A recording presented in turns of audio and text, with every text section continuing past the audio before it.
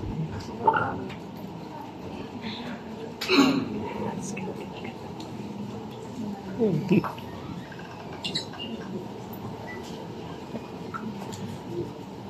aming mga kapamilya, kaibigan, mga mahal sa buhay, mga kapwa-artista, kapatid sa industriya, mga bumubuo ng National Commission for Culture and the Arts, at sa lahat ng milyon-milyong taga-suporta ng aming mahal na ina.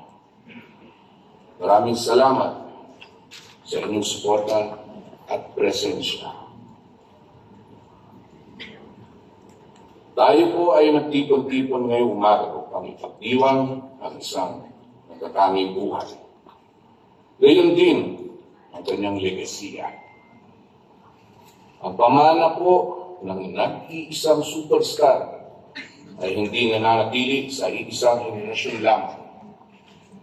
Ito ay patuloy nananatiling buhay sa puso at kamalayan ng sambayanang Pilipino. Sa ngalan ng lahat ng naanting niya bilang kawal ng sining at kultura, inaalay ko ang aming taus-pusong pasasalamat sa NCCA sa pagkakaloob ng titulong pambansang alagad ng sining sa isa sa mga pinakamatagal iconic na figura ng Pilipinas. Sa amin na Binibining Nora.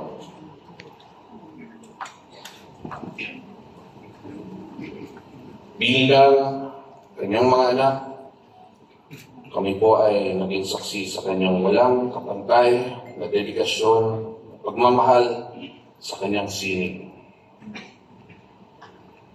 Nasaksihan namin kung paano siya umakan, hindi lamang para sa kanyang karera, kundi para sa mga kwentong nais niya bigyan buhay. Mga kwentong Pilipino, totoo at makabuluhan. Ang nag-iisang Nora Honor ay huwaran na ang tunay na talento ay hindi nasusukat sa yaman, sa apelyido o sa estado sa buhay. Siya ay patunay na sa pamamagitan ng sipag, tiyaga at buong pusong paglilingkod sa sining, maaabot mo ang pinakamataas na pangarap. At higit pa rito, maabot mo rin ang puso ng isang bansa. Sa loob ng maraming dekada, hindi po siya natakot. Hindi siya ang iiwas sa mapanghamon na papel, pero sa halip, niyakap niya ito. Ginampanan ng tapang at isinabuhay ang mga totohanang madalas ay hindi natin gustong harapin. Ang kanyang mga papel ay naging tulay upang maitaguyod ang pelikula, higit pa sa libangan. Ang mga ito ay naging anyo ng paninindigan, mukha ng katotohanan sa lamin ng ating lipunan. Sa bawat eksena, ginigising niya ang damdamin ng manonood, napaisip, pinaparamdam, at pinapangulat. Sa sambayan ng Pilipino at sa NCCA, maraming salamat po sa pagkilala nito.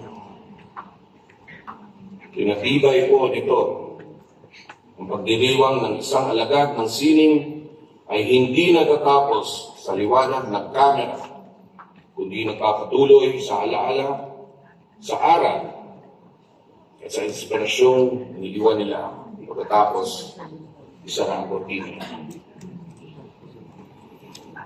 Maraming salamat po. Mabuhay ang sining. Mabuhay si Nora Honor.